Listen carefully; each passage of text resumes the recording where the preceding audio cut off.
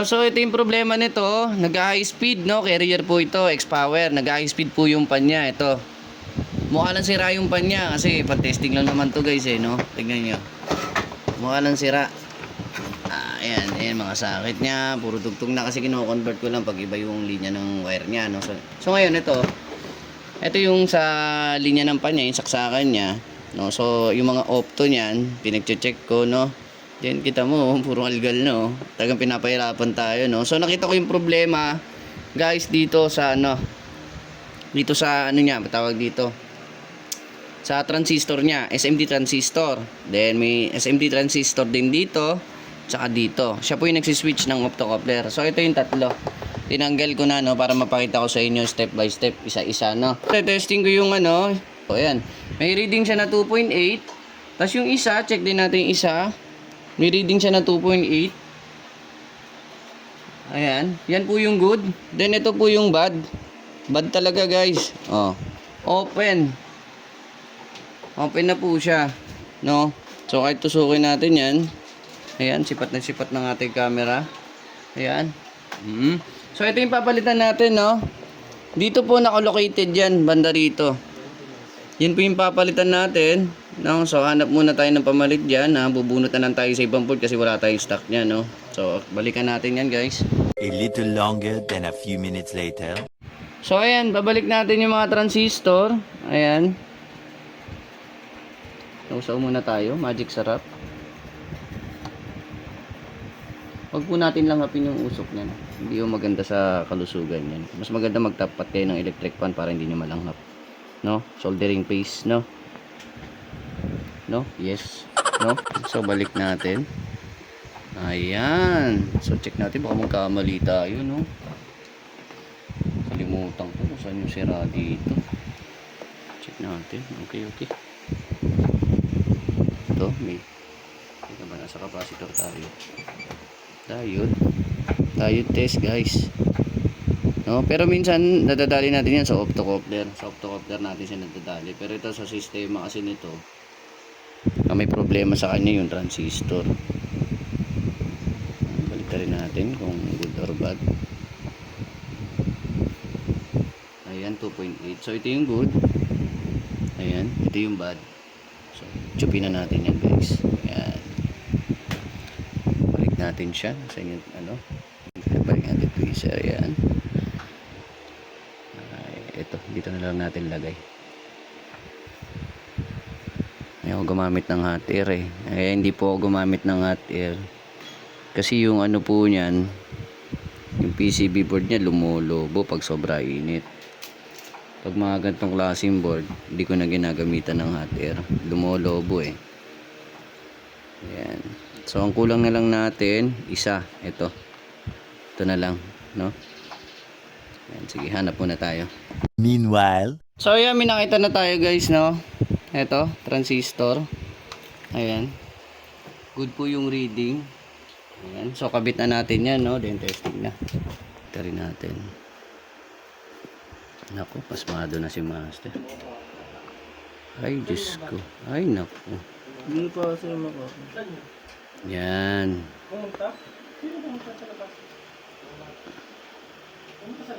So ayan, diretso testing na tayo. Ayan. Yes, ayan, finally testing tayo, no? So kabit natin communication wire. Uy, bigas ah. Kasama yung main board niya, testing natin siya, no? Kukuha tayo ng communication wire. Make sure lang na tama ang wiring, baka lalo tayong malito. Malilito talaga tayo guys pag akala natin di pa okay yung gawa natin pag mali yung wiring natin, di ba? Kaya make sure lang na okay, no? So ayan, medyo malakas yung ating impact range. 2.2 lang. Ayan, kabit natin to. Ayan. Number 3. Oops. Dumikit sa iba, makuryente tayo. Ayan.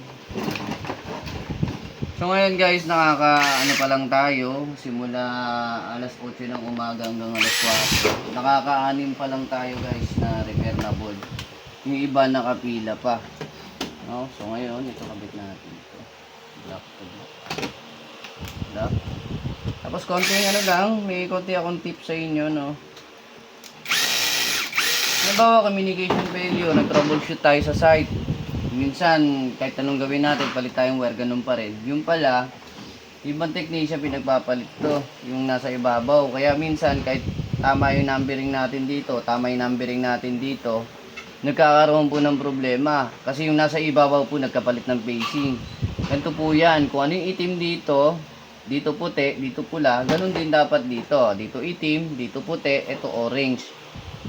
Kumbaga, babasahin din natin dito kung ano yung signal. Nakalagay dyan, S. Di ba? Kita? Lagay S. Ibig sabihin, signal, no? Tapos, ibig sabihin, ito yung block natin. Naka-series po yan. Ito yung block. Ayan, nakalagay BLK. Black po yan. Ibig sabihin, line. Yung nakalagay na L. Tapos, ito white, neutral, no? Make sure lang na tama yung facing. Huwag tayong magbabase sa mga ganito-ganito. Kasi minsan, may ano yan, eh. May sumpa eh, di ba? Yung nagbabalit, di ba? Uy. Maging wise tayo, guys, no? So tama naman to, black. Nag-jumper lang sila. Nakabit natin yung neutral.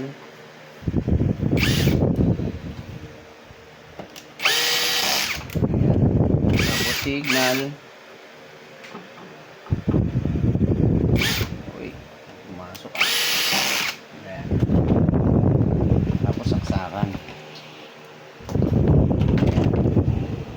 Bali guys, magre-retoke tayo ng ating mesa pag gagandahin natin. Gugulong ulit natin yung mesa natin para medyo maayos naman. Kasi medyo luma na yung mesa natin. Yung kulay niya, faded na. No? Ayan.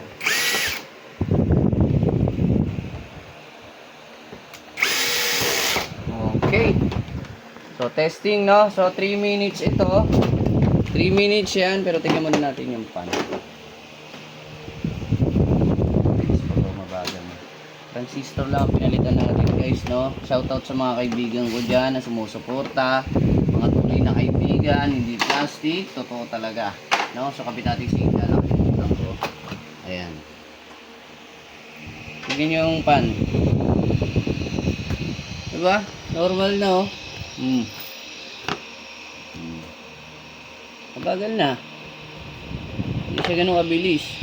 Hindi na po yan mag-e-error ng 11, no? 11 error. So ngayon, pause muna tayo. Okay na yung pan natin. Hintayin na lang natin mag-start yung outdoor. Tignan lang natin kung may problema o wala. Sa pagpupull out po ng board, kung gusto natin mag-isigurado yung trabaho, halimbawa nakita natin yung error sa indoor. Kung gusto po natin ng siguradong trabaho, i-pull out po natin yung indoor with sensor and pan. Sa outdoor, with sensor, no? Kung DC pan yan, pull out din natin. Kung AC pan, kahit hindi na po, no? Kung hindi naman yun ang issue. So ayan, tayo. Ayan, no? So dito, hindi po natin pinagdadamot yung kaalaman dito, no? Sa gusto matuto, pwede po kayong mag-PM sa akin, magtanong kung anong problema ng unit ninyo. Wala namang pong bayad yan. Basta wala lang po akong ginagawa kasi minsan busy ako. Hindi ako nakakapag-reply, no? Kahit sa tawag, di ako nakakasagot. Lalo na pag nagdadrive kasi nagsasighting po ako. Pero pag may time naman po, sasagutin ko po kayo ng ng mabilis. Basta di lang po busy. Kaya natin mag-start. Go. Yan. So, pumitik na yung relay. Hintayin na lang natin yung compressor. Ayan. Diba? Ayan na. No, monitor na. Ayan. Okay na. Ay, nabomba na siya guys. Ayan. Oh, diba? Shoutout sa mga kaibigan ko dyan. Ayan. Diba? Ayan. So, ito lang. Yung yung resistor, transistor na yung pinalitan natin. Saan na ba yun? Yung maliit. Wala na. No? So, ito yung ginagamit natin pang screw, no? Matibay po ito pag gusto nyo. Inko, baka naman. Diba? Okay na.